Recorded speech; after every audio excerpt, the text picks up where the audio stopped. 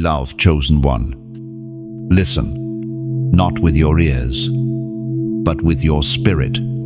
Heaven has paused everything else in your life just to deliver this moment.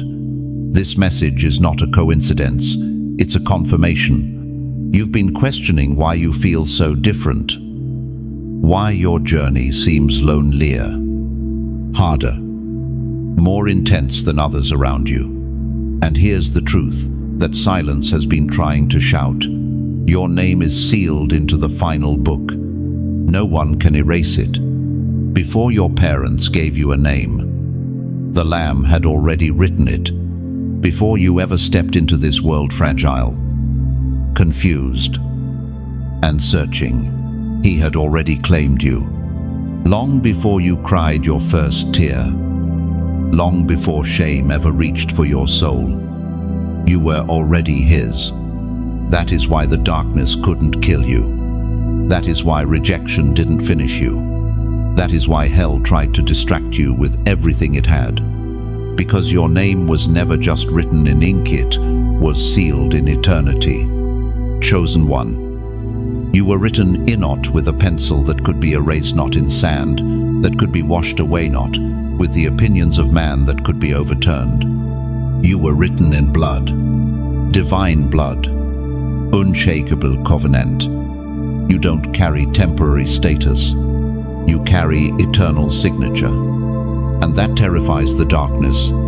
That's why the warfare has been so personal. That's why the lies were tailored to your insecurities. That's why the patterns repeated from generation to generation. Because the enemy knew, if you ever found out who you really are, if you ever remembered your name was sealed, the plans of hell would unravel. You were never called to blend in. You were never assigned to be invisible. You were never created to shrink. Heaven's fingerprint is on your spirit, and it glows in every room you enter. Even when your voice is quiet, your presence roars. You carry something not of this world. You are not merely walking on earth, you are walking on assignment. You've endured betrayals that cut deep, losses that seemed final, moments where you stood in the middle of a crowd and still felt completely unseen. And yet you kept breathing. You kept waking up. You kept going. That was no accident. That was the seal. You have been carried when you didn't know who was holding you. And you are still here because the ink on your scroll cannot be wiped clean. The enemy couldn't cancel you, so he tried to confuse you. He tried to make you question your own worth, your own place, your own calling. But it didn't work. Why? Because your name still echoes in heaven. Because God never stopped calling you, even when you stopped answering. Because your name still burns on the pages of the Lamb's book. Paul reminds us in the letter to the Ephesians, chapter 1, verse 4 says, "For he chose us in him before the creation of the world to be holy and blameless in his sight." No, let that sink in. You were chosen before creation. That means you were not an afterthought. You were the original intention. That means no mistake you've made, no rejection you've endured, no failure you've survived has undone your belonging. God saw it all, and he still said, "This one is mine, chosen one. Stand tall." The world may have overlooked you. People may have misjudged you, but heaven has always known exactly who you are. You are not drifting, you are being drawn into remembrance, drawn into authority, drawn into the awareness that you are one of the sealed, not because you've done everything right, but because God does not change his mind about who he calls. This isn't your imagination. This is your awakening. You were made to carry weight, spiritual weight, kingdom weight. And when you step into alignment with that truth, everything shifts. You stop chasing approval. You stop tolerating what drains your light. You start walking as one who knows their name is recorded in eternity. That's why this moment matters. Because the enemy has been trying to mute you through fear, through discouragement, through delay. But this message comes to break the silence. You're not forgotten. You're not missing. You're not erased. You are sealed. Your story isn't ending. It's emerging. And if your soul is trembling right now, if your spirit feels like it's being stirred awake, that's because this word has found its rightful owner. It's been released at the exact second heaven ordained it. You were always meant to receive it. Right here, right now. So hear this. Walk like your name is sealed. Live like your name carries weight. Pray like heaven remembers you. Because it does. Like this message, if it shook something in you, awake. Share it with someone else who needs to be reminded of their eternal place. Subscribe to stay under this flow of divine clarity, because heaven hasn't finished speaking. Comment 777, not because it's trendy, but because 777 represents divine completion. And tonight, something in your spirit has come full circle. You were never lost. You were never random. You are sealed. The scroll was opened, quietly, without the thunder you expected, without the applause of men, without the spotlight you thought it would take. Heaven doesn't announce destiny the way earth does. It doesn't throw parades or offer titles. First it opens scrolls. And your scroll, chosen one, has already been opened. You don't have to wait for a stage to prove you're called. You don't need a microphone to validate what's already been whispered in eternity. Your identity wasn't confirmed by people. It was confirmed in the courts of heaven. While others were busy measuring you by your history, heaven was measuring you by your assignment. While they asked, "Who do you think you are?" heaven declared, "You are mine." You've always sensed something about yourself was different. Not better, not superior, just marked. And that mark wasn't emotional. It wasn't a product of personality. It was prophetic. You felt misunderstood because others were only seeing your surface. But God saw your scroll, the part of you that doesn't age, doesn't wear down, and doesn't quit when everything else does. You don't need to be loud to carry fire. You don't need to be perfect to be trusted with revelation. And you certainly don't need permission to walk in what has already been written. The scroll is your evidence, not of pride but of purpose. The moment you said yes in your heart, even when your voice trembled, the scroll began to unroll. Heaven said, "We're moving." That's why things started shifting in your life without explanation. That's why certain people began leaving. That's why what used to satisfy you no longer fills you. Because the moment the scroll opens, you can't go back to shallow things. You were designed for deep waters. The scroll carries your real name, the one earth never fully captured, the one only God knows in its fullness. You've been trying to live up to labels others gave you, but those names were never permanent. Some called you too sensitive. Others said you were too intense. Some tried to tame your hunger. Others tried to mock your fire. But heaven never echoed those voices. Heaven only responds to what it wrote. And when your life starts to align with what's in the scroll, everything changes. You become less interested in being liked and more committed to being aligned. You start recognizing that not every opportunity is divine, that not every open door leads to purpose, that not every loud voice is carrying truth. The scroll refines you. It stretches you. It convicts you in places your conscience used to ignore. Because when God reveals what he wrote, he also reveals what he didn't. And part of your process has been learning to let go of the parts of your life that were never part of the scroll. That includes relationships. That includes dreams. That even includes certain versions of yourself you held onto too tightly, not because they were evil, but because they were incomplete. You're not who you were, and that's the proof that the scroll is active. You can feel the shift. You speak differently now. You think differently now. Your time feels more expensive. Your yes feels more sacred. It's because you're being drawn into what's written, not what's assumed. And here's what the scroll confirms. You are not behind. You are not disqualified. You are not broken beyond use. In fact, the very places where you've been cracked are where the scroll is beginning to shine through. The light that is guiding others is pouring through the wounds that didn't kill you. Your scroll is not fragilate, is fire.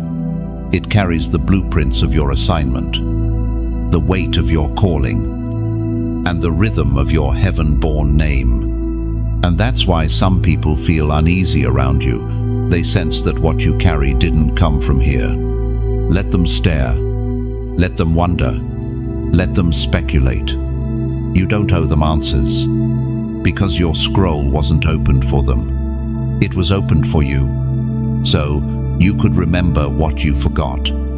So you could return to what you were always meant to walk in. This isn't about striving, it's about surrendering. Your only job is to say yes to the next line, not to jump ahead, not to skip chapters, but to move in time with what's being revealed. And each step, no matter how small, awakens more of what's written. You may not see the full picture yet, but trust this, heaven does. And it's been watching, you smiling, every time you kept walking when it would have been easier to quit, releasing more, every time you laid something down, whispering more when you worshipped through the disappointment. The scroll is open, and your story is unfolding exactly as heaven planned. Hell knows who you are. Before you even knew how to pray, before you understood spiritual warfare, before you ever realized you were chosen, hell already knew. And it trembled, because your name, your voice, your purpose was whispered in the throne room of heaven, and hell heard it echo. That's why your childhood was attacked. That's why trauma found you early. That's why shame tried to cover you before you could discover the truth. Because the enemy doesn't fight what doesn't threaten him. He fights what carries weight. And your name carries weight. You were marked from the beginning, and the kingdom of darkness saw it. That light you carry, it was visible in the spirit realm before you ever stepped into your calling. It's why rejection became a pattern, why friendships felt fragile, why emotional warfare felt heavier for you than for others. Because darkness was threatened by your existence. Some people think the attack started when they got serious about God. But for you, the battle began before you had language for it. Because the enemy knew that once you remembered your identity, his influence would collapse. The moment you'd awaken, his grip would break. That's why he came after your identity. That's why confusion hovered over your name. That's why he tried to bury you in comparison and insecurity. Because if he could make you doubt your name, he could delay your destiny. But it's too late now. Because you're starting to remember. You're not just a believer, you're a threat. Not because you shout louder, not because you post more scripture, but because you carry something that cannot be imitated, authentic authority born through pain, obedience, and fire, authority that hell cannot counterfeit. You've survived things that were meant to suffocate your spirit. You've walked through seasons that felt like silence from heaven, but the truth is, you were being watched from both realms. Heaven was preserving you. Hell was panicking. And now that you're waking up, you can feel the tension, because you don't just walk in light, you walk in assignment. You shift the air when you walk into rooms. You carry conviction even in your silence. You don't even have to rebuke. The devil your presence announces, I'm still here. And that statement alone shakes foundations. Because after everything hell did to erase you, you remain. That's why the warfare increased. It wasn't a sign you were off track. It was confirmation you were getting closer. The closer you come to clarity, the louder the enemy gets. But the volume of warfare is not louder than the authority of your whisper. Hell knows your name. Not the name others call you. Not the name written on ID cards or shouted by critics, but the name God gave you. The name written in sealed places. The name attached to scrolls and fire and nations. And if you've been wondering why the opposition has felt strategic, it's because it is. The enemy doesn't waste resources. He targets those who carry generational keys. He launches lies at those called to destroy cycles. He assigns confusion to those called to carry clarity. But today, right now, that confusion breaks. Because the truth is stronger than the lie. And the truth is this: your name is not only known in heaven, it's feared in hell. You are not forgotten. You are not random. You are not lost in the shuffle. You are seen. You are known. You are targeted because you are anointed. You walk in an authority that can't be manufactured. And that authority isn't loud, it's secure. It doesn't beg. It doesn't perform. It simply exists. And everything unclean recognizes it the moment you speak. Some of the resistance you've experienced wasn't even personal. It was positional, because your spirit has been rising. And with that rising comes attention. You're not just a child of God. You are a walking contradiction to hell's plan. And you are being watched for every reason they fear you. So, no, you're not crazy. You're not imagining the tension. You're not overreacting to the warfare. You're aware. And awareness is a weapon. Chosen one. Heaven has sealed you. Hell has identified you. Now it's time for you to walk in the full knowledge of who you are. Let every false identity fall off. Let every label not born of God be broken. Let every internal voice of doubt fall silent. And now, make your own declaration in the face of hell's fear. Comment: hell knows me. Not as a boast, but as a banner. When you type it, you are drawing a line in the sand.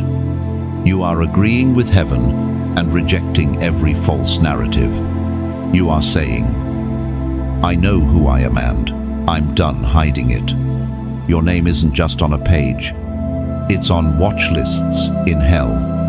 And that, chosen one, is confirmation. You survived what was sent to end you. Not just physically, not just emotionally, spiritually. The kind of attacks that aren't visible to the outside world, but shake your soul when no one's watching. The type of storms that come not with thunder, but with silence, isolation. The quiet kind of torment that makes you question your worth, your calling, and even your will to keep going. And yet, you did. You weren't supposed to make it this far. At least, not according to the script written by the enemy. There were traps set specifically for you, disguised as opportunities, relationships, and moments of escape, designed with precision timed with your weakest moments. And still, they failed. Because what the enemy forgot is this: you are sealed. Not sealed by your strength, not sealed by your performance, but by the unbreakable, irreversible, all-consuming mercy of God, the kind that doesn't just restore you, keeps you, the kind that covers you when you don't even know how to pray for yourself. That mercy has been your shelter, your invisible armor, and it's why you're still here. You may not feel strong, you may not even feel whole, but survival is proof of purpose. The fact that you're reading this right now means something deep inside you refused to die. Even when depression whispered, even when betrayal cut deep, even when the weight felt unbearable, something in you, someone in you, said, "Not yet."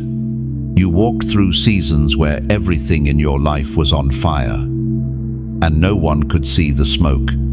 You smiled through situations that should have broken your sanity. You showed up for others while secretly bleeding out on the inside. That wasn't weakness. That was warfare. And you endured it without even realizing the full scale of what you were surviving. Sometimes the greatest proof that you're chosen is the magnitude of what you've survived in silence. Others saw the highlight reel, but heaven saw the hospital of your soul. And while people may never fully understand what you've lived through, God does. He was there, through every tear cried in secret, through every battle fought in silence, through every night you wondered if the morning would even matter. This is why you walk differently now. This is why you can't tolerate surface-level living anymore. Because you've bled too deeply. You've climbed out of pits others didn't even know you were in. And when you've walked through that kind of fire, you carry weight, not bitterness, not pride, but spiritual authority earned through surrender, confirmed by survival. You didn't just survive sin, you survived silence, the kind where God seemed quiet. And you had to keep moving forward with no evidence, just faith. And that kind of survival rewires your soul. It teaches you to trust without proof, to worship without answers, to praise while still bleeding. The Book of Daniel, chapter 3, verse 27 reminds us, "They saw that the fire had not harmed their bodies, nor was a hair of their head singed. Their robes were not scorched, and there was no smell of fire on them." Odd, that's you. You don't look like what you walked through. You don't smell like smoke. You don't carry the residue of destruction. Because when heaven seals a name, it also seals the scars. You were refined, not ruined, elevated, not erased. And now, the very things that were meant to kill you have become your evidence. Your voice is stronger because of the fire. Your discernment is sharper because of the betrayal. Your compassion is deeper because of the isolation. What the enemy meant to bury you became the very soil God used to grow you. This is why the enemy is nervous. Because you've walked through the kind of season that produces giants in the spirit. You've survived the kind of inner war that makes hell lose jurisdiction. You're not just a threat now, you're a testimony. There's a new level of authority that only comes from endurance, from staying when others left, from showing up when your heart said, quit. And you have that authority, not because you earned it, but because you endured. Every scar is a sermon. Every tear is a testimony. And every breath you take now is an act of defiance against the plan of the enemy. You don't need to explain your past. You don't need to justify your process. The fact that you're still standing is enough. You are the proof that God heals, that mercy covers, That sealed names cannot be erased even by hell's best attempt. You're not just a survivor. You're a sign, a walking contradiction, a living declaration that what was sent to end you only pushed you deeper into purpose. And this next season of your life, it won't be about proving yourself. It'll be about walking in the evidence that your survival was not random. It was prophetic. You survived what was sent to end you. Now, it's time to live like it never had a chance.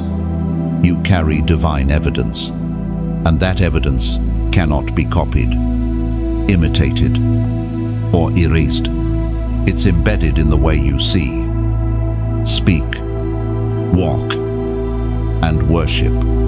You don't even realize it most days, but those around you can feel it. Something about your spirit unsettles the atmosphere, not because you're trying, but because of what you've carried through. What you've survived didn't leave you empty, it left you marked. Your scars aren't shameful, they are sacred. They are spiritual receipts that say, I've been through the fire, and I came out with something.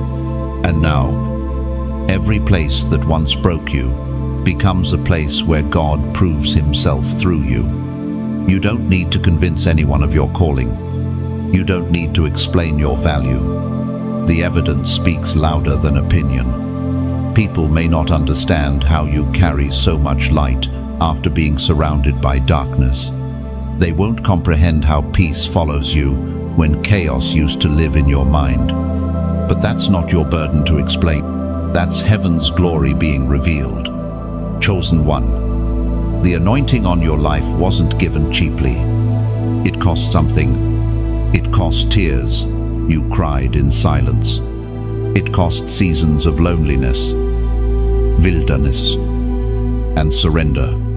But you didn't walk through those valleys in vain. Every step formed you. Every delay trained you.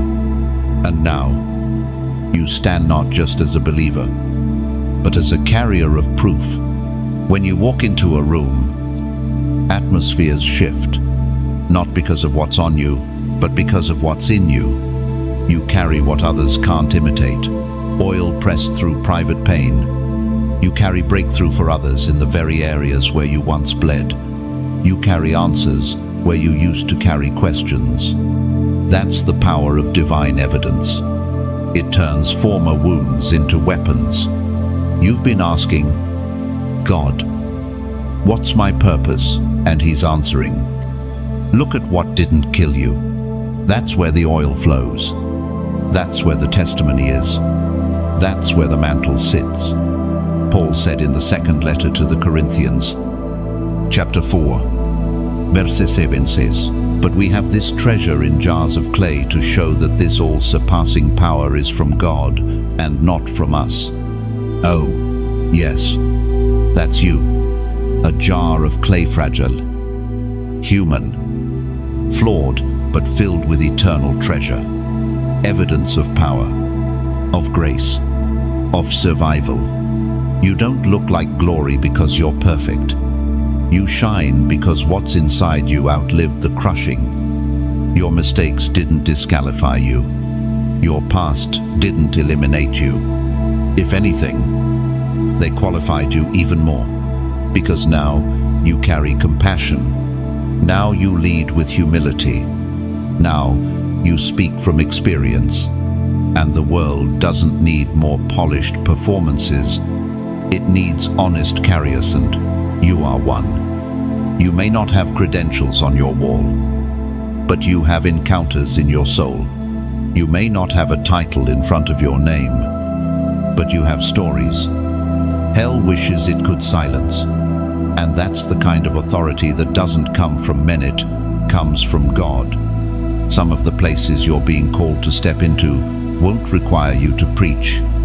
They'll require you to show up, to stand there as living proof that healing is real, that God still restores, that chosen ones still rise, that sealed names still shine. You are not walking around with empty potential, you're walking with activated proof. And now is not the time to hide.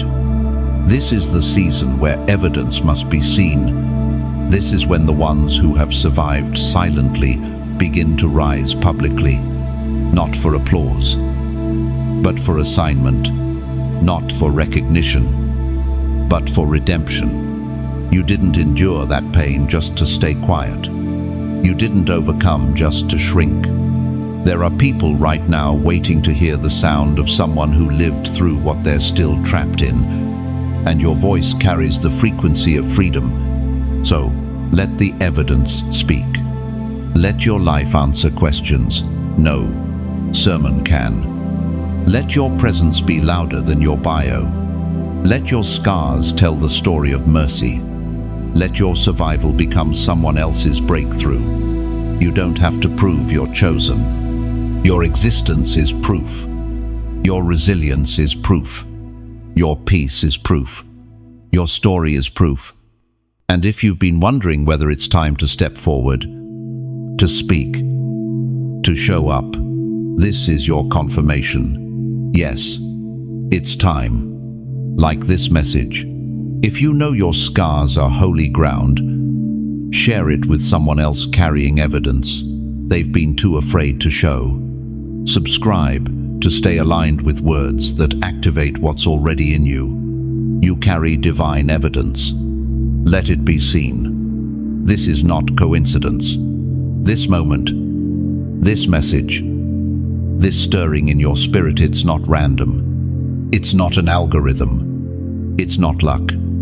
It's divine intervention. Heaven doesn't move by chance. It moves by orchestration. Every delay, every redirection, every closed door was part of a blueprint. Your mind couldn't see, but your spirit felt. You didn't just stumble upon this word. You were summoned, not by man, but by the Spirit of God, who knew exactly what you needed. And when, because timing in the kingdom is never about clocks, it's about readiness. And heaven has waited for this exact second when your heart would be soft enough, open enough, broken enough to finally hear, chosen one. Your life has been full of almosts, almost free, almost confident, almost ready. But almost is not the language of the sealed. You were never called to be close. You were called to cross over. And this moment is the turning point. This is the moment when everything that felt stuck starts to loosen. Not because your circumstances changed, but because your clarity did. Because you're finally seeing what the enemy tried to keep veiled. You were never off course. You were being calibrated. It wasn't wasted. It wasn't random. It was divine setup. Every tear prepared the soil. Every betrayal uprooted what couldn't stay. Every delay protected your scroll from counterfeit fulfillment. And now, because you didn't give up, you've arrived at a holy intersection where what was sealed starts to speak. That's why your spirit has been feeling heavy. That's why sleep has been strange.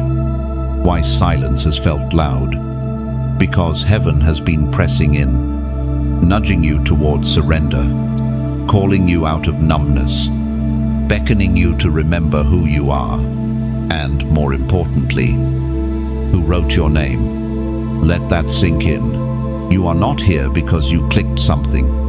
You are here because heaven sent for you. And heaven doesn't waste movement. It doesn't whisper to the unsealed. It doesn't call what it doesn't intend to carry. So if you feel that deep pull, that "I know this is for me," whisper inside you, that's because it is.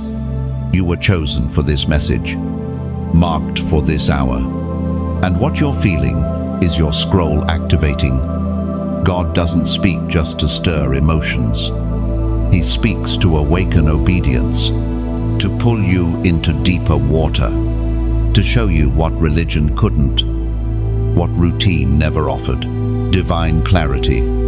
And clarity is a dangerous thing in the hands of the obedient. Because once you see, you can't unsee.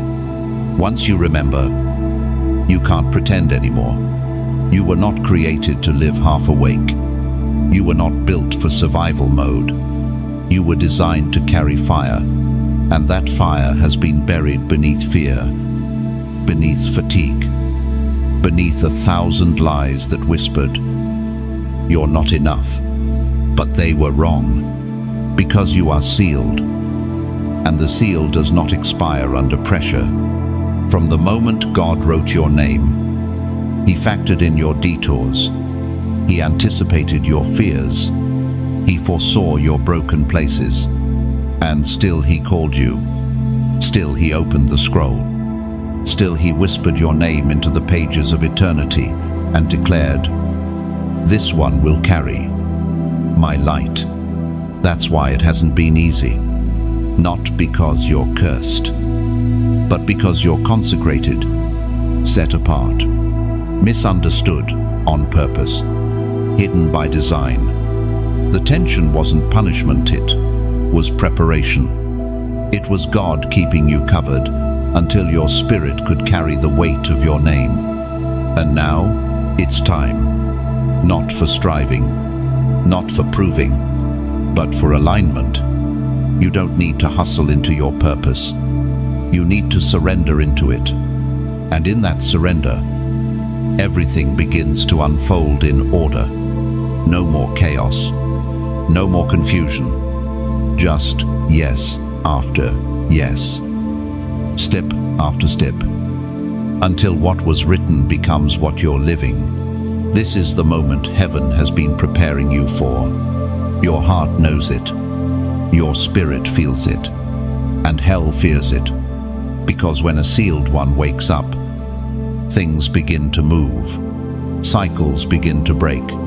Territories begin to shift. And when you say yes, you don't just change your story, you change everything connected to you. So pause, breathe. Let this truth settle into your bones. This is not coincidence. This is calling. Comment 888. 8 is the number of new beginnings. And today isn't just another message. It's your reset, your spiritual reboot, your divine reminder that heaven never forgot, and neither should you. Type 888 as your declaration that you're walking into what was written, not what was assumed, not what was forced, but what was sealed. This is not another inspirational word. This is heaven marking the turning point of your story. You are ready, and the scroll is waiting. The breaking was birthing. You didn't realize it at the time. All you could see was the cracking, the undoing, the slow tearing apart of what you thought was stable. You felt like you were being dismantled, not developed. Like your faith was being stretched past its limits. And in many ways it was. But now, with clearer eyes, you can begin to see it wasn't destruction. It was delivery. There are certain things that can only be born through breaking. Certain realms of wisdom, compassion, and power that only come when what was once whole is allowed to shatter. So something sacred can rise from the pieces. And chosen one. That's exactly what happened to you. God wasn't punishing you. He was producing something in you that couldn't be formed any other way. The breaking wasn't a sign of absence. It was the clearest evidence of presence, because only those trusted with deep glory are allowed to walk through deep groaning. Heaven doesn't waste crushing. It only crushes what it intends to crown. And the parts of your life that cracked under pressure, they weren't the real you. They were scaffolding, temporary structures, versions of you that were too small for what God is now unfolding. And so the shaking came. The comfort zones broke open. The places where you thought you were strong began to tremble, and in that trembling, heaven made room. Because growth doesn't happen where we feel safest. It happens in the wilderness, in the stretching, in the in-between places where everything feels unrecognizable, but the soil is soft enough for deep roots. You asked God for elevation, and He answered with excavation. Before He could raise you, He had to dig beneath you. And what felt like delay was really Him clearing out the hidden things, the trauma, the idols, the codependency, the pride, things you didn't know were there until the breaking made them surface. It was grace, fierce grace. And now, you're stronger not because you avoided pain, but because you allowed God to use it. Breaking is holy ground. It's where identities die and true names are born, where illusion falls away and truth remains, where dreams collapse so that vision can rise. The fire you walked through didn't burn you, it refined you. The flood didn't drown you, it washed away what couldn't cross over with you. The book of Isaiah, chapter 66, verse 9 speaks it plainly. Shall I bring to the moment of birth and not cause to bring forth, says the Lord? Shall I who caused to bring forth shut the womb, says your God? God didn't bring you this far to leave you in pieces. The breaking had a purpose. The womb of your spirit was not closing, it was opening. And now, what was pressing inside of you, what was kicking in the dark, what was growing in silence, is ready to emerge. That's why things had to fall apart. Because what was inside you needed room to breathe. You weren't just losing things. You were shedding old ways of thinking, old wineskins, old agreements that no longer served your assignment. The breaking created space, and space is necessary for birthing. You've mourned seasons that were actually miracles in disguise. You grieved what left, but heaven celebrated what was coming forth. And though you couldn't see it at the time, now you begin to feel it like light, returning after a long night. You're not the same. You don't move the same. You don't desire the same, because birthing changes everything. It expands what was tight. It awakens what was dormant. And it shifts your center of gravity so that your walk is different. You no longer pray from panic. You pray from posture. You no longer worship to survive, you worship to govern. You don't speak just to be heard, you speak because what's inside of you is too weighty to stay silent. You've been made new, and you didn't need applause for it. You didn't need an audience. The breaking happened in private, but the birthing, that will be seen. Because what God forms in darkness, He reveals in light. You're not stepping into something brand new. You're stepping into what was forming the whole time. What was kicking under the surface while the world saw nothing. What was growing while you were still bleeding. What was maturing while you were waiting for closure. And now, closure isn't necessary because birth has come. Chosen one, never resent the breaking again. Don't curse the season that stripped you. It brought you here, and here is holy, because here is where purpose meets identity, where pain meets promise, where the sealed name begins to match the risen voice. You were not just cracked, you were opened. And from that opening, something glorious has stepped forth. Something that will shake rooms, heal others, and restore territories. The breaking wasn't the end. It was the beginning of everything. Your name is not up for debate. It doesn't matter who doesn't understand your calling. It doesn't matter who left you, rejected you, labeled you, or underestimated you. Heaven didn't hold a vote to determine your worth. No earthly mouth has the authority to cancel what was sealed in eternity. Your name was not submitted for public opinion, it was written in divine fire. And yet, how many times have you second-guessed yourself because of their silence, their absence, their disbelief? You've stood in rooms and wondered if you belonged there. You've shared your heart and felt the sting of being dismissed. You've shrunk yourself for the comfort of others, hoping someone would affirm what God already confirmed. But here's the truth. If heaven said it, no one on earth or under it can undo it. You were not crowned by people. You were crowned by the one who created the heavens and the earth. And what he places, no one can replace. What he seals, no voice can unseal.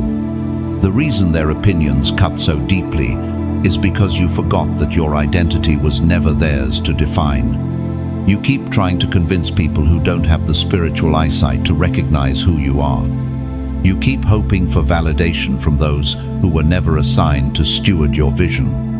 And every time you do, you give away a little more of the authority you were born to carry. But enough is enough.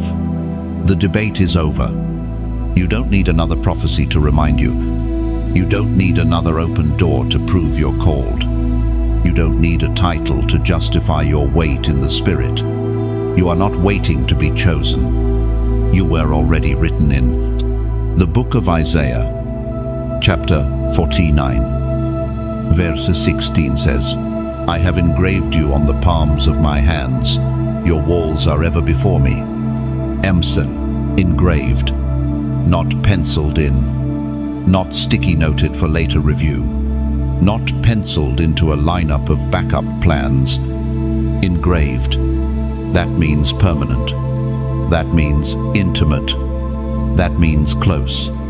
You are not forgotten, and you are not optional.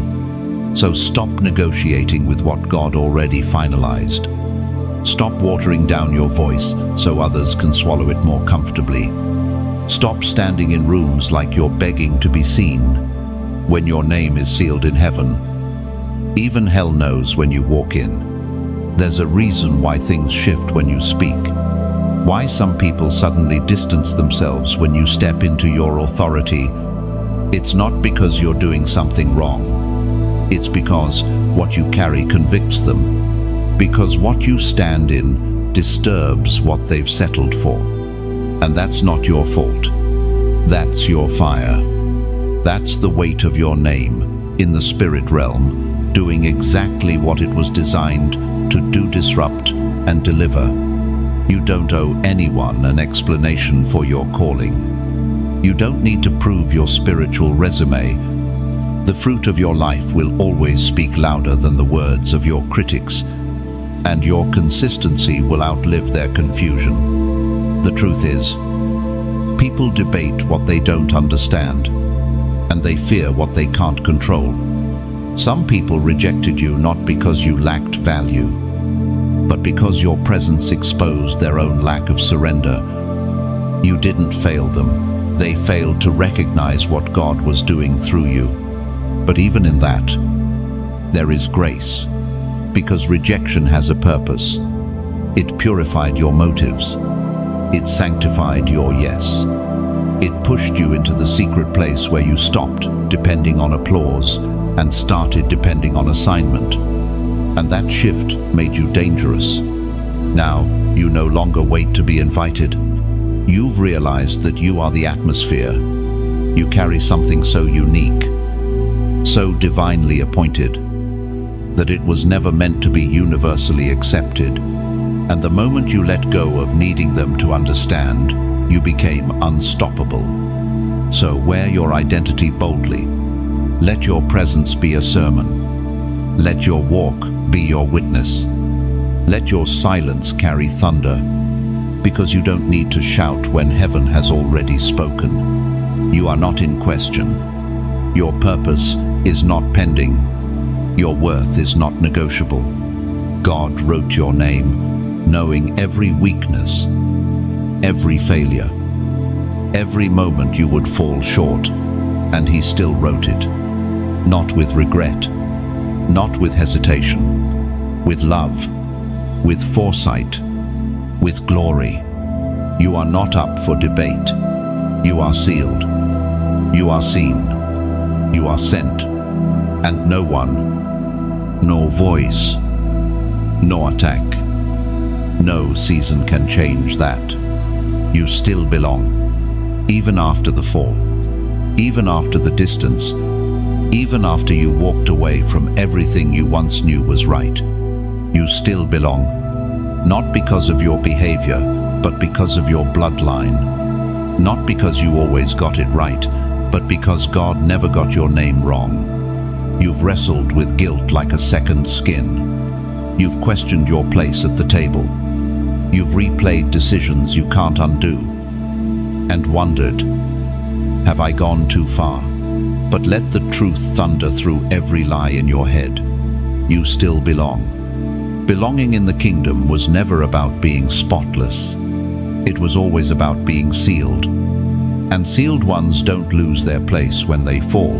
They lose their peace until they return. The ache in your chest hasn't been condemnation. It's been invitation. The silence you've been feeling, it wasn't abandonment. It was God waiting for your return, not to punish, but to restore. You felt the distance.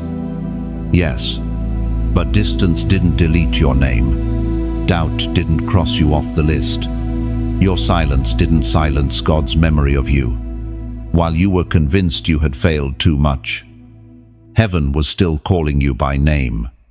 That's why the enemy worked overtime to shame you into isolation. He knows he can't unseal your name. So he tries to convince you to walk away from what still belongs to you.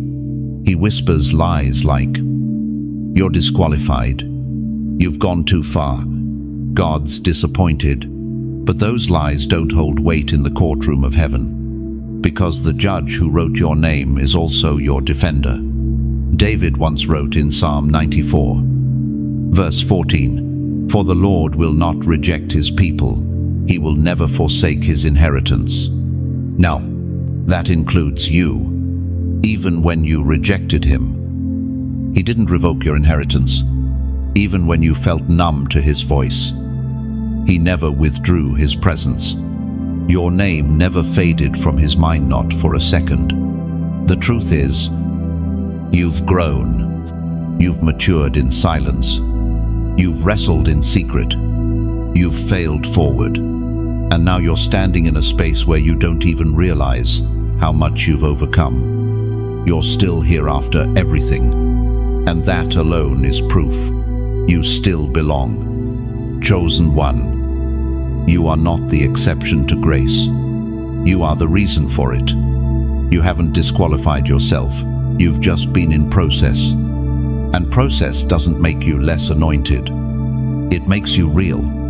Heaven doesn't use perfect people. It uses surrendered ones. And if your heart is trembling now, if your spirit is stirring, that means you're still reachable. God never expected flawlessness from you. He expected return. And right now, this moment is your turning point. No fanfare, no audience, just you and God. And that's enough. You were never holding the pen. You never had the authority to erase your own name. And thank God for that. Because if the enemy had his way, you'd be lost in shame. But mercy spoke, and it keeps speaking. And it won't stop until you know deep in your bones, you are still his. This is the part of the journey. They don't talk about the part where you come back, not as a stranger, but as a son, as a daughter, where you walk into the throne room, not timid, but covered. And when you get there, you'll realize God isn't waiting to lecture you. He's waiting to restore you. No titles necessary, no explanations required. Just presence, just surrender. Just that simple phrase that unlocks everything again. I'm still yours. Oh, and the response from heaven, I never let you go. Oh, you were never written in pencil. You were sealed. You were etched. And that seal doesn't fade when you fall. It only waits until you rise. So yes, you stumbled, but you still belong. Yes, you doubted, but you still belong. Yes, you drifted, but you still belong. Your place hasn't been filled. Your calling hasn't been transferred. The scroll hasn't changed course. Because no one else can carry what's written for you, and heaven refuses to reassign what is rightfully yours. It's not too late. You haven't missed it. God isn't done, and He's not disappointed. He's ready to walk with you again, like nothing was ever lost. Because in the divine sense it never was. You're still His. You're still chosen. You still belong. Comment, still belong. End of 1. Say it with reverence, with faith, with trembling hope. Type it not just to post it, but to prophesy over your own soul, to remind the darkness, the shame, and the self-doubt that you are not forgotten, you are restored. Let every lie collapse. Let every voice fall silent, because heaven already made its statement, and it's final. You still belong. Hell's last attempt failed. You were never supposed to make it past that storm. The one that nearly silenced you. The one that was tailored with surgical precision, not to just harm you physically or emotionally, but to dismantle you spiritually. It came like a thief in the night, ruthless and unrelenting, targeting the very areas you thought were safe.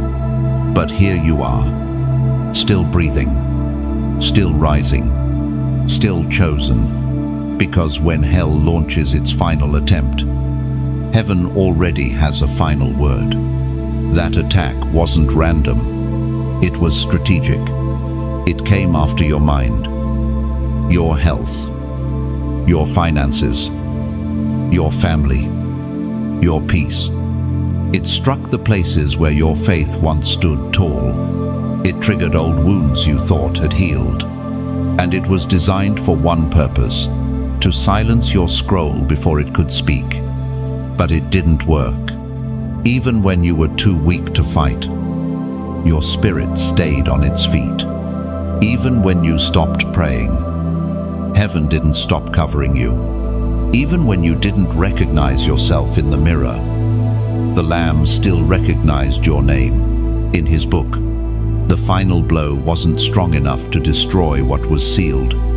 There was a night when you considered giving up, not just on the dream, but on life itself. A moment when silence screamed so loudly, it drowned out hope.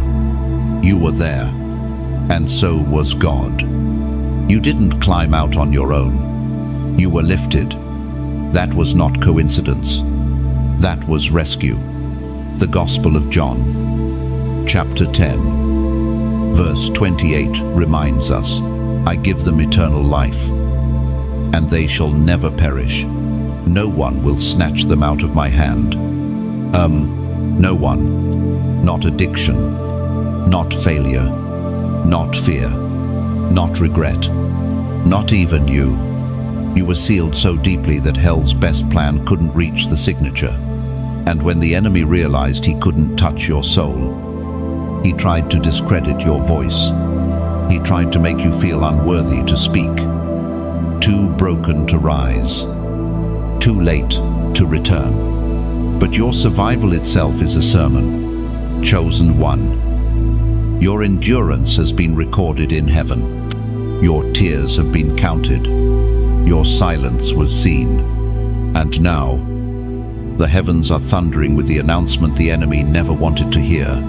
You are rising. You're rising from the ashes of every attack, rising from the weight of what was meant to bury you, rising with wisdom, with oil, with revelation, not just stronger, but wiser, not just healed, but anointed.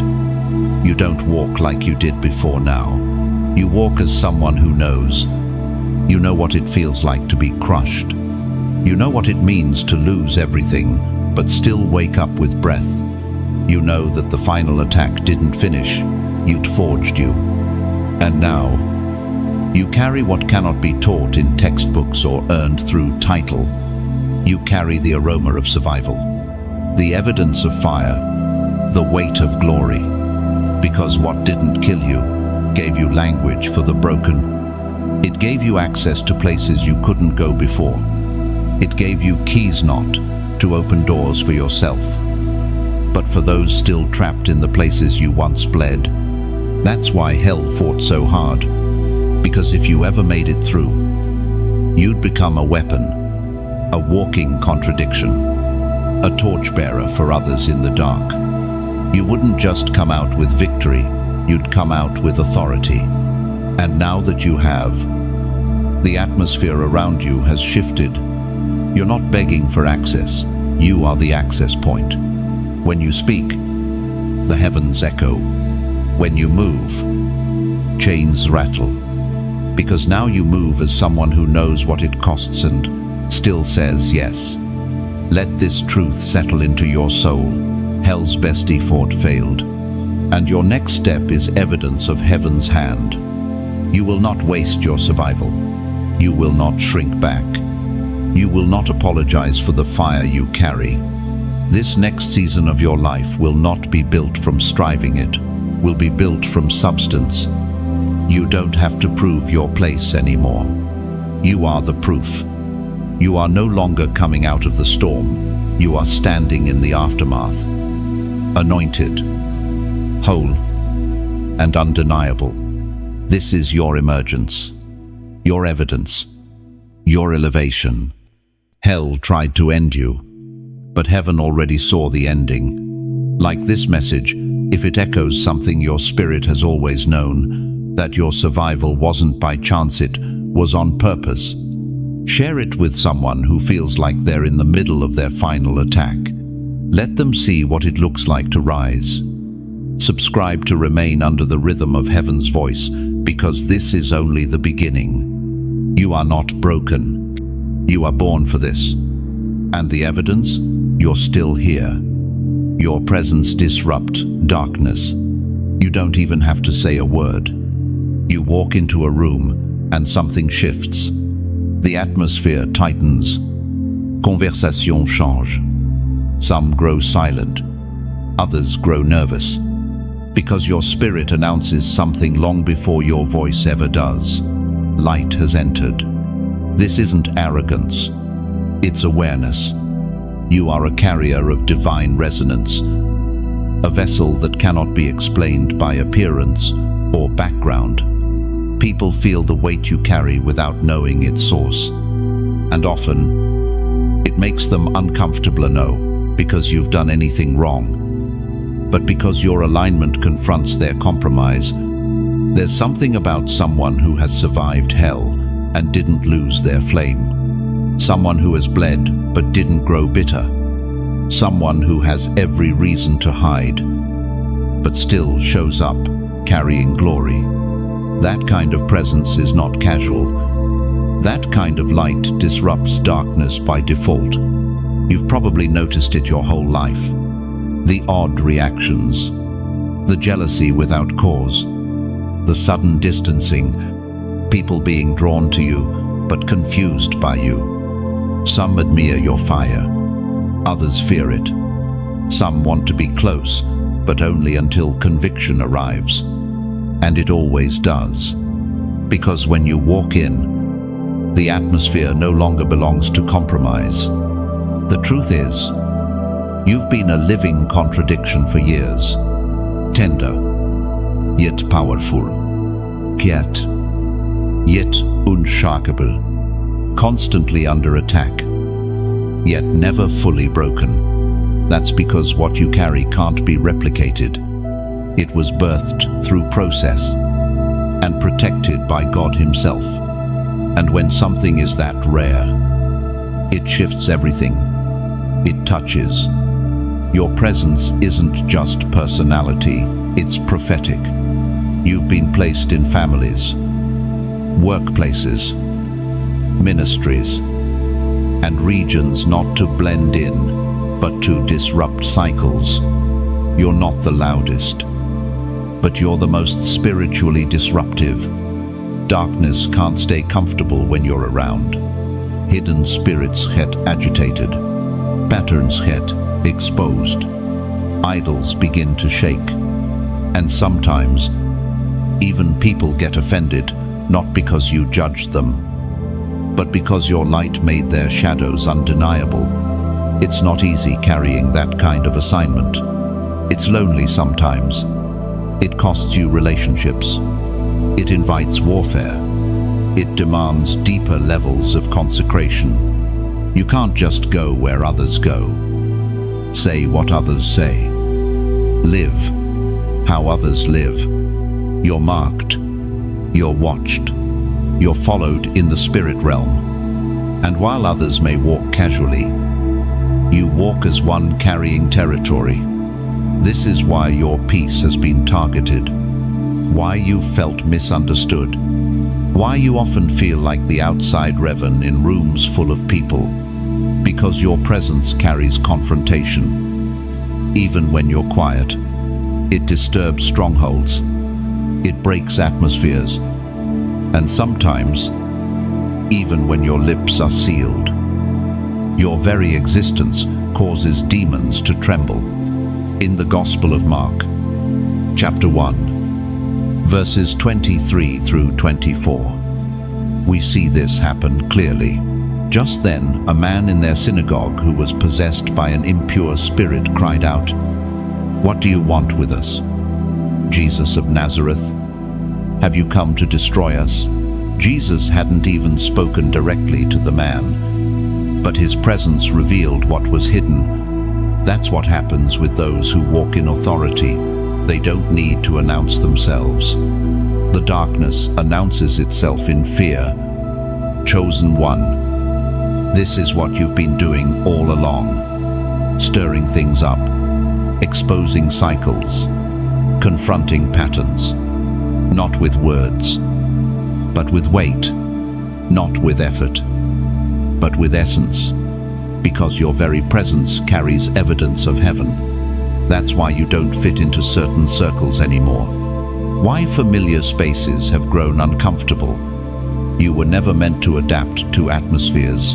You were meant to transform them. You were made to be a breaker, a forerunner, a carrier of God's presence in dry places. And even when you feel weak, even when you feel unsure, even when your own thoughts betray you, you must remember, light doesn't need to feel powerful to be effective. It only needs to be present. You don't need to perform. You don't need to strive. You simply need to remain aligned. Stay lit. Stay yielded. Stay holy. Because when you walk in alignment, heaven walks with you, and hell recognizes it. And yes, the backlash is real. The warfare is real. But so is the impact. There are people whose chains are breaking just because you showed up. Strongholds weakening just because your feet touched the ground. Environments shifting because your spirit wouldn't shrink to make others comfortable. You've paid the price for this presence. It didn't come easy. And now you carry what oil can only give to those who've been crushed. So the next time the room gets quiet, the next time you feel eyes watching, the next time someone pulls back without explanation, know this: it's not rejection, it's reaction to the fire, to the purity, to the weight. Your presence is not average, it's disruptive, it's divine. And it's always been necessary. The book remains closed to them. There are things about you that people will never fully understand. Not because you're mysterious, but because your assignment is hidden in God. The scroll bearing your name is not public property. It is sacred. It is sealed. And only heaven holds the authority to open it. People have tried to define you by their understanding, They've attempted to predict your future based on your past. They've looked at chapters you've lived through and assumed they know the ending. But what they don't realize is the book is not open to them. They were not present when God sealed your destiny in his fire. You felt misjudged, haven't you? People have spoken about your life like they were the ones who wrote it. You've been labeled for your mistakes, boxed in by shallow insight, and dismissed by those with no access to your scroll. But none of that holds authority, because what is sealed by heaven cannot be edited by man. Your purpose is not open to group discussion. Your destiny is not for popular vote. What God whispered over you in the secret place is not up for public interpretation. Some people are confused by you because they're reading the wrong book. They're referencing history while heaven is revealing prophecy. Chosen one, even your silence has been strategic. Even your hidden seasons were divinely orchestrated. You thought you were forgotten, but really, you were protected. God knew that premature exposure could cost you clarity, so he shielded your name from rooms that weren't ready to honor it. You were not denied, you were concealed. That concealment has preserved your oil. Your anointing has been growing in dark rooms, in places where no one clapped, where no one saw, where you felt invisible. But now, the pages are about to turn, and the ones who misread you will realize the book was never theirs to read. There are realms in the spirit where only sealed ones can go. Levels of revelation, authority, discernment, and insight that are off limits to the casual and the carnal. You've been sensing this for a while. That deep pull in your spirit, that hunger for more, that internal shift that no longer finds satisfaction in shallow water, because you've been invited higher, into places where you don't perform, you carry, into atmospheres where you don't blend in, you break chains. But access requires refinement, and refinement always starts in the hidden place. So don't despise the concealment. Don't resent the delay. While others have been public, you've been in process. While others posted platforms, you were being positioned. And now the season is turning, not because of popularity, but because the scroll is stirring. The book of Revelation, chapter 5, verse 9 gives us a glimpse of this mystery.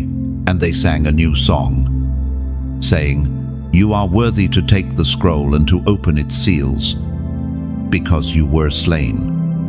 And with your blood you purchased for God persons from every tribe and language and people and nation. Only one is worthy to open what's sealed. Only one holds the key, and he has already called you his. Let them talk. Let them guess. Let them form opinions based on partial knowledge. The scroll isn't open to them. They don't know the conversations that happened between you and God at 3 a.m. They weren't there when you wept and worshipped in silence. They didn't see the sacrifices you made in secret. But God did, and he never forgets. So, no, you don't owe them an explanation. You don't have to lower your fire so they feel more comfortable. You don't have to edit your assignment to fit their framework. They don't have the credentials to read your scroll, and that's not pride. It's protection. You're not for everyone. You never were. Your story was sealed for appointed times. And now, those times are drawing near. Soon, the doors that felt locked will begin to open, but not to everyone. Only those whose names were sealed into the Lamb's book will walk through them with authority. Because the cost was never just about access, it was about alignment. And you, chosen one, are aligned. The book remains closed to them, but it's opening for you. Comment, 144. Because 144 is a prophetic number of the sealed remnant, those chosen, refined, and positioned. When you type it, you're not just responding, you're agreeing. You're confirming that what is hidden in God is being revealed in you. They may not understand your path, but they were never meant to read your scroll. You were sealed for this. You're not forgotten, you're hidden. It felt like God put you on pause. Like heaven turned the volume down on your life while others stepped into promotion. Purpose. Visibility.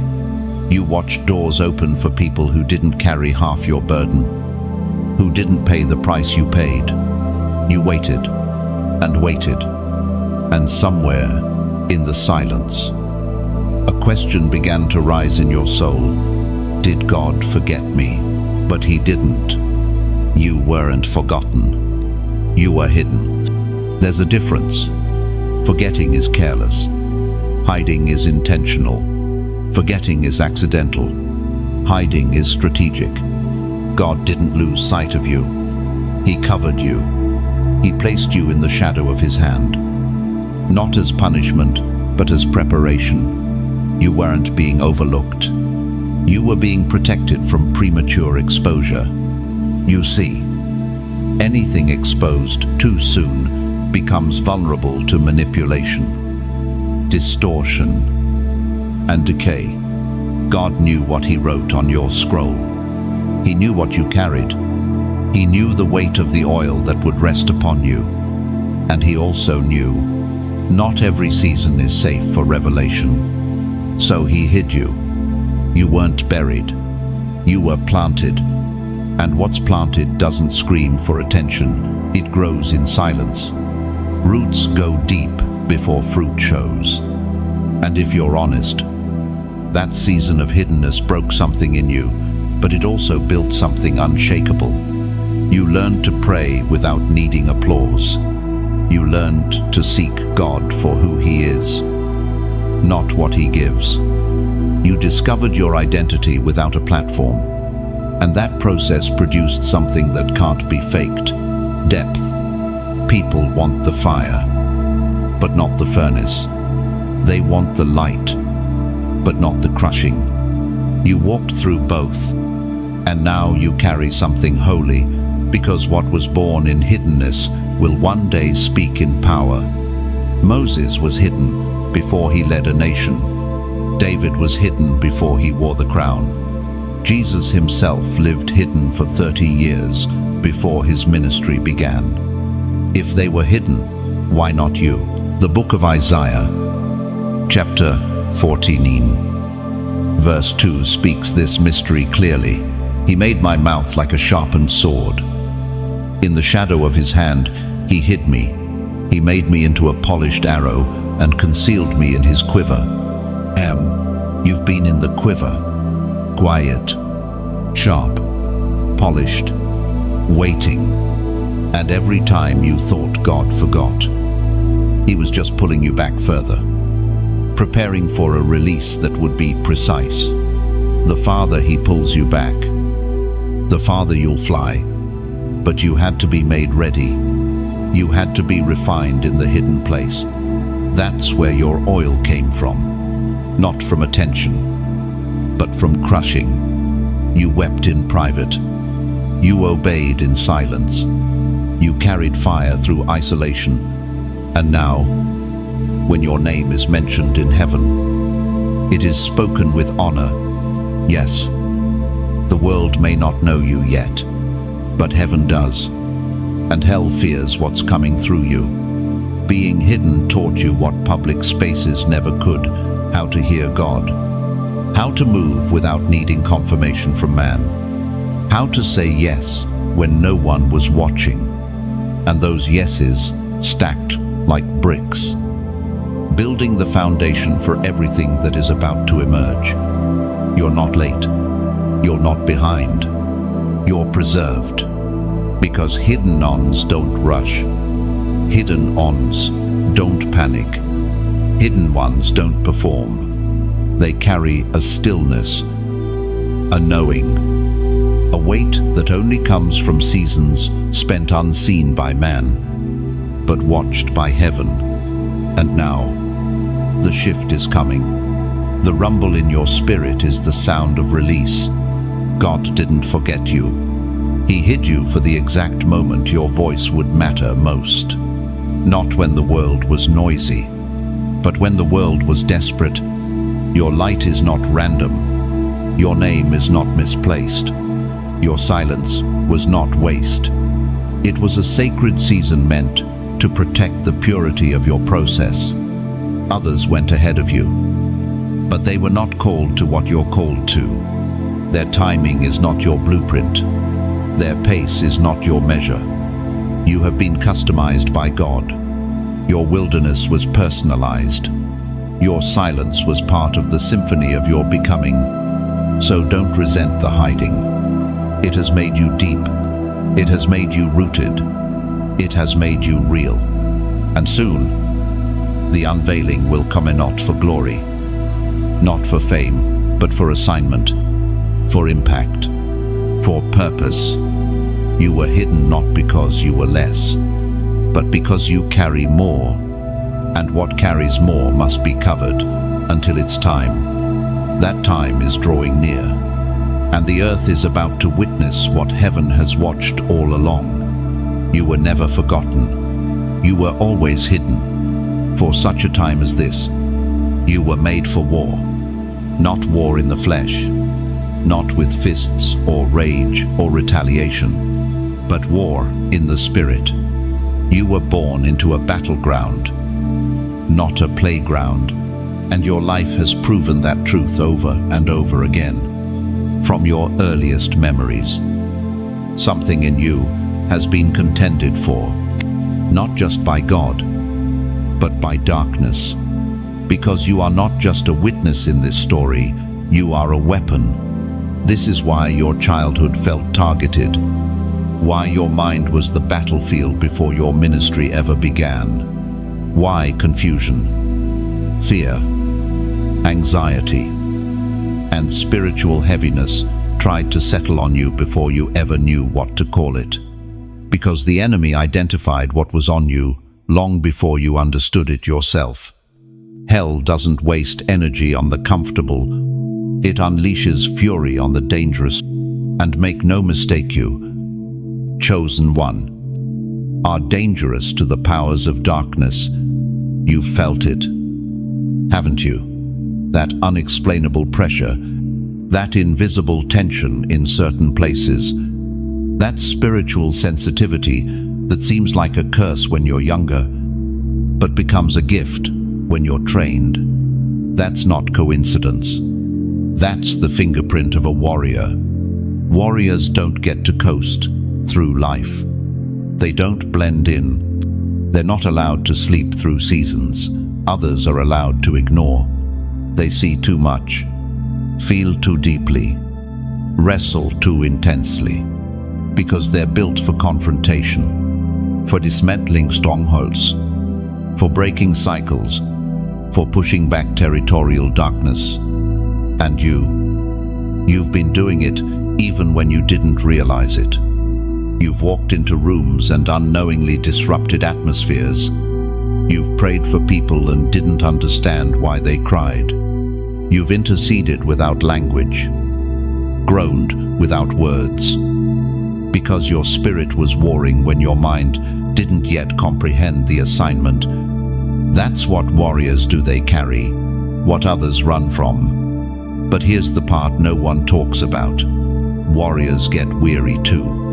You've gotten tired of always having to be strong. You've wondered why you don't get the luxury of easy seasons. You've questioned why the battle always seems to find you, even when you're just trying to survive. It's not because you're cursed. It's because you're called. God didn't anoint you to be comfortable. He anointed you to carry authority. And authority is born in adversity. It's forged in fire. You've been trained through tears, sharpened through isolation, strengthened through storms.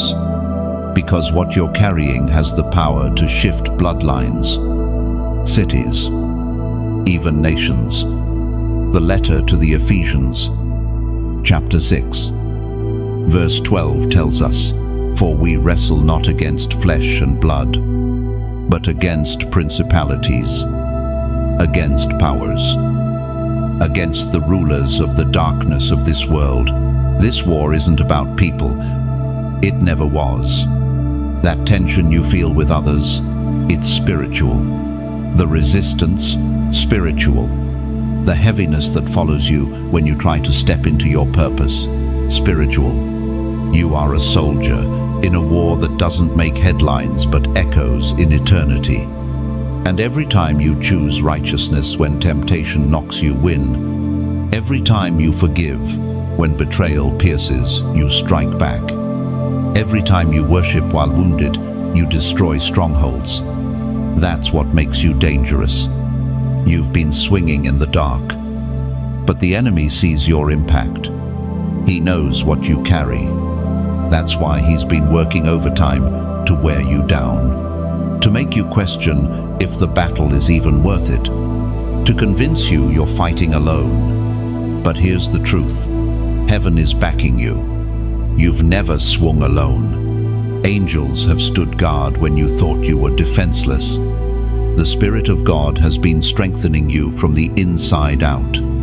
That whisper of "keep going" in your lowest moment, that was heaven's war cry. That fire that wouldn't go out, that was God refusing to let your scroll be buried under fatigue. And now, something is shifting. You can feel it.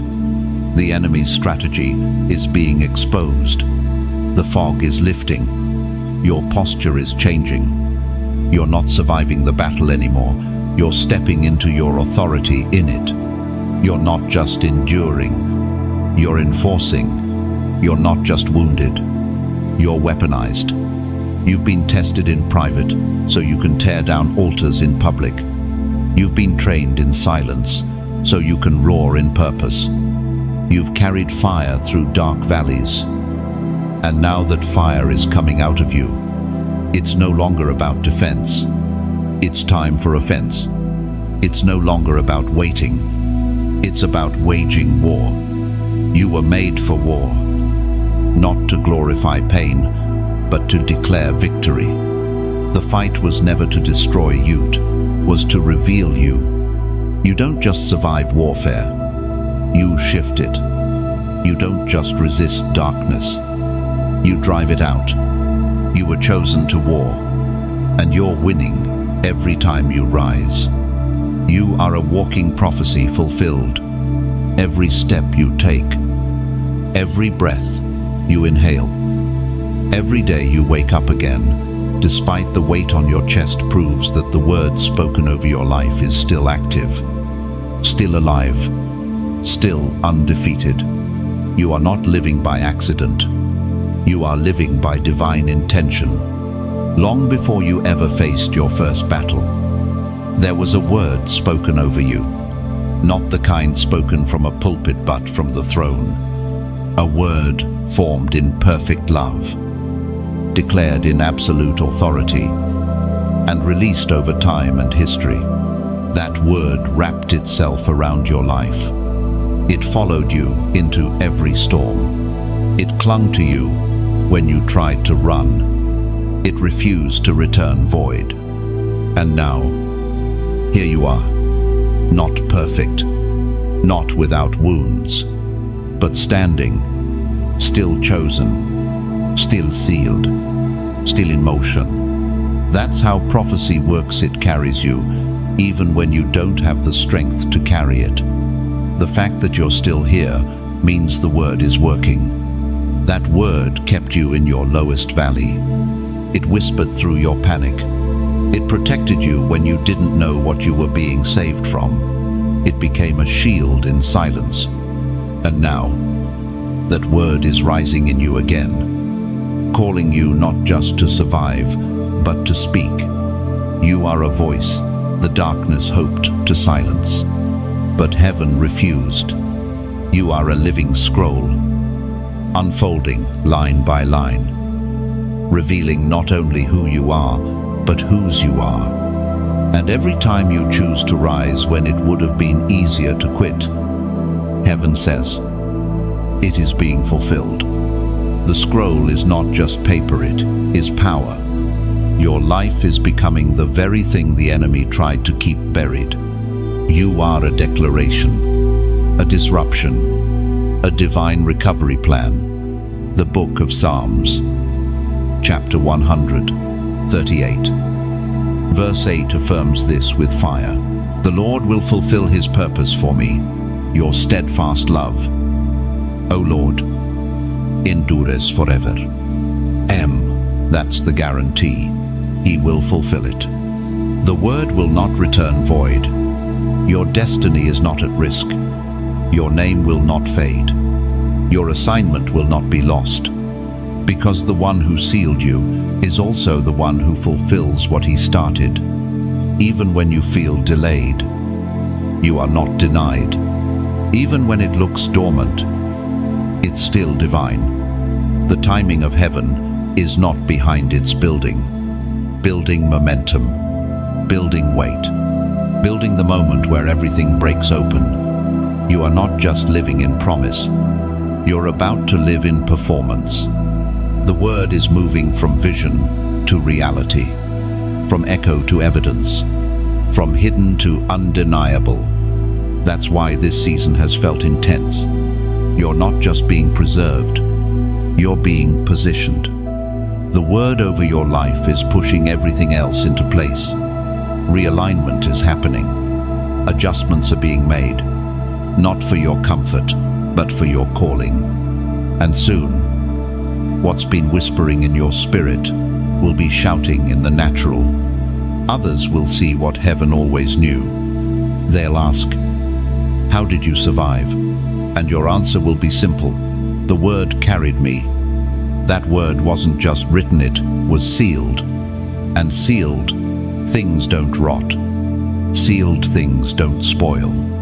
Sealed things wait for the appointed time. And, chosen one, your appointed time is arriving. Your voice is about to reach those who need your fire. Your story is about to unlock healing in others. Your name is about to ring in places you've never walked. Not for fame, but for fulfillment. Because prophecy doesn't exist to be admired, it exists to be lived. So don't shrink. Don't apologize. Don't delay. This is your moment of manifestation. That's why the warfare increased when you got closer to obedience. The enemy doesn't intensify his attacks when you're lost, does it? When you're aligned. When your yes starts to echo heaven, hell starts to shake. And even now, the resistance you've been feeling is not proof of failure, it's confirmation of forward motion. This is not the time to second-guess what's already been written. This is not the moment to backtrack out of fear. You've come too far, survived too much, grown too deep. Now it's time to step fully into what was spoken, because it is being fulfilled. Like this message, if you know the word has kept you alive, share it with someone whose prophecy feels delayed but not denied. Subscribe if you're ready to walk out what heaven already wrote. And comment below, it is being fulfilled. Then, type it not as a reaction but as a response, a spiritual signature, a declaration that you're not guessing anymore. You're agreeing, because this isn't a new word, it's a fulfilled one. And you, chosen one, are the living proof. You were never ordinary. Even when you tried to fit in, even when you disguised your light just to belong, even when you denied your calling to avoid conflict, deep down, you always knew you were not created to be common. Something in you resisted the shallow. Something in you craved the deep. That wasn't pride. That was purpose, speaking through the cracks of conformity. From a young age, you carried questions too heavy for your age. You saw through smiles. You heard pain in silence. You noticed patterns others ignored. And though you didn't have the words for it then, your spirit was already alert, ready, aware that you were designed for something beyond the surface. Ordinary never satisfied you. Religion without fire bored you. Success without assignment exhausted you. And people couldn't understand why you didn't settle like others. Why you couldn't just be happy with what looked good on the outside. They didn't know that your blueprint was written in the depths of God's mind, far beyond the reach of shallow ambitions. Chosen one. You weren't built for casual. You were sculpted for consecration. Your heart is a place God keeps returning. Tow not because you're flawless, but because you're yielded. You feel things differently. You carry weight in ways others don't. You weep when no one else feels anything. You burn when others stay cold. You are a seer in a generation of sleepers. A voice when others have gone silent. A presence that brings exposure without needing to speak a word. You didn't ask for this. You didn't campaign for it. You were formed for it. That's why compromise never lasted long in your life. You tried to live like everyone else, but the fire inside you refused to dim. Conviction wouldn't let you go.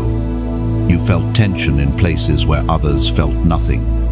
You couldn't enjoy sin the way others did, not because you're better, but because you're different. You've been branded in the spirit, set apart, consecrated.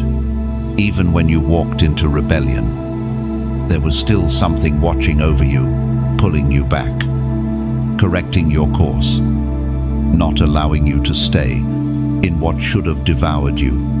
The discipline you hated was actually proof of divine investment. You are not common stock. You are a kingdom vessel.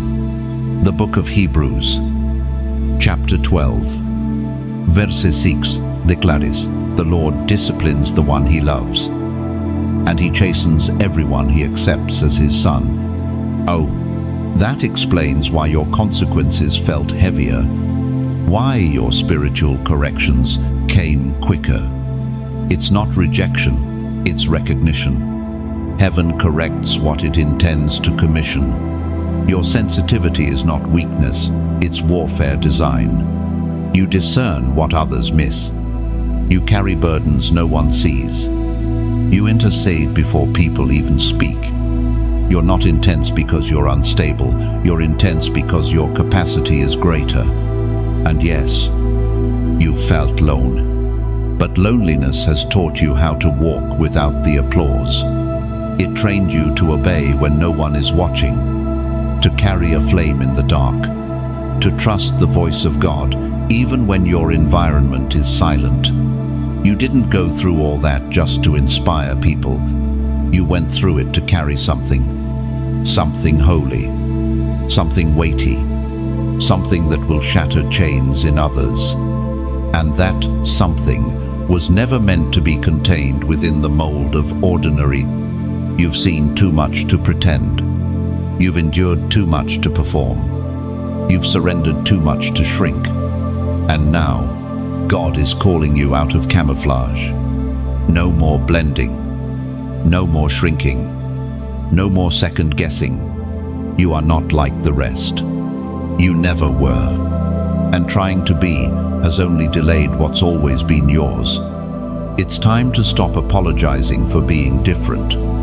Time to stop explaining the weight you carry. Time to stop softening your light so others can remain in shadows. You were never meant to disappear in the background. You were designed to shift atmospheres. And deep down, you know it. You feel it. You felt it your whole life. That pull, that whisper, that fire in your bones that won't go away. This isn't pride. This is identity. Own your difference. Embrace your consecration. Walk in your uncommon assignment. The world needs what you carry. The broken are waiting for your voice. The atmosphere is groaning for your presence. And heaven has already released the sound of your awakening. You are not random. You are not strange. You are not too much. You are exactly what God intended when He wrote your name in fire. So, no more downplaying your gift. No more dimming your vision. No more waiting for permission to be what you were always designed to be. You were never ordinary. You were always set apart. The seal is eternal, not seasonal, not fragile, not conditional. It cannot be broken by failure, delay, or disappointment. It doesn't fade with time, and it doesn't dissolve when life gets messy. What heaven seals stays sealed, and your name, chosen one, has been written in a place no storm can reach. You didn't earn this seal. You responded to it.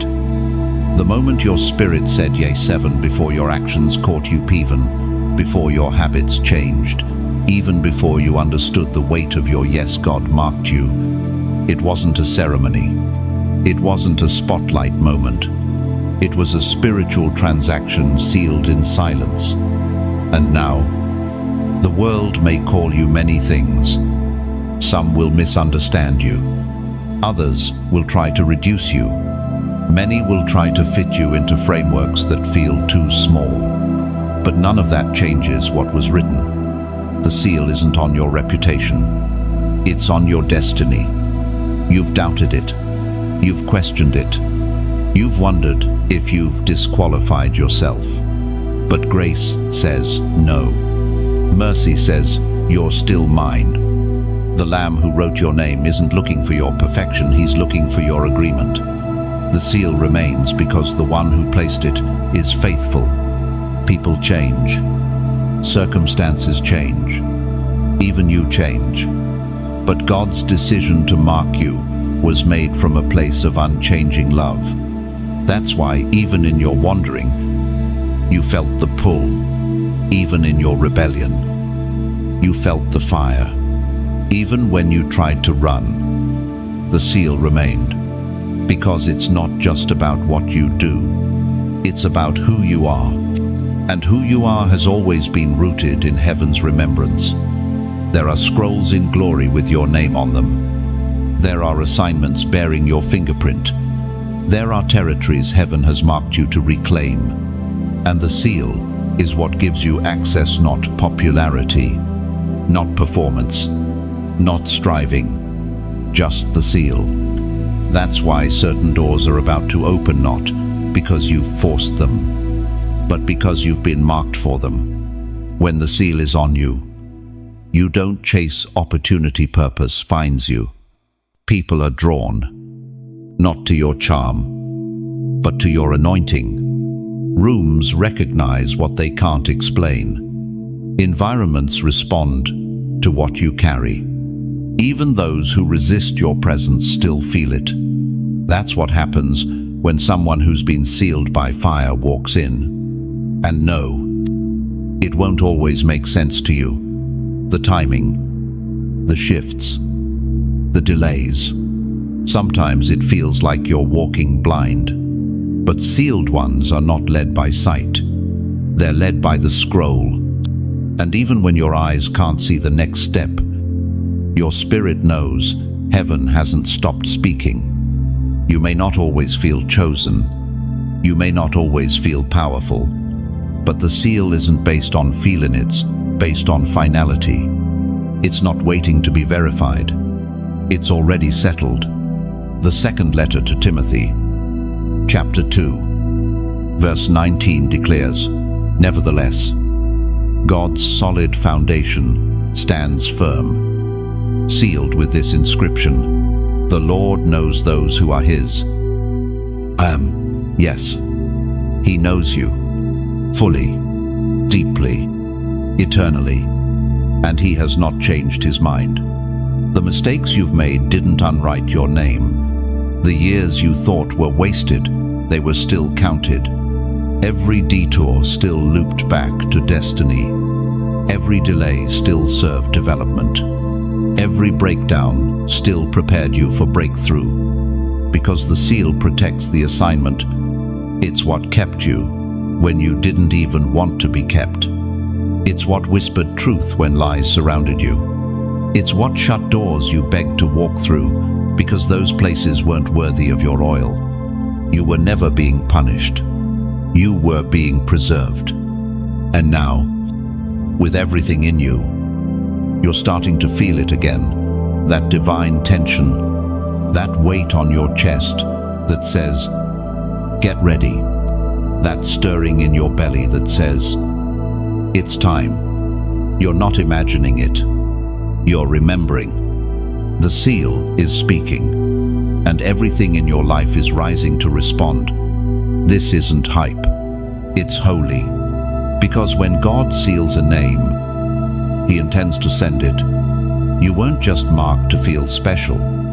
You were marked to move, to carry, to build, to destroy darkness, to release what heaven has hidden inside you since before time began. You are more than inspiration. You are evidence, walking, breathing, undeniable proof that what God seals, He sustains.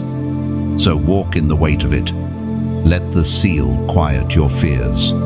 Let it silence the doubts. Let it settle the question. Am I really chosen? Yes, you are. Not because you feel it, but because God said so, and His word never returns empty. You are sealed. You are sent. You are sustained. And the seal will not break because the one who holds it never will. Chosen one. If you've made it this far, heaven is smiling. You didn't just listen, you recognized. Something inside you bore witness. Your spirit didn't scroll past. Your heart didn't dismiss it. You paused. You received.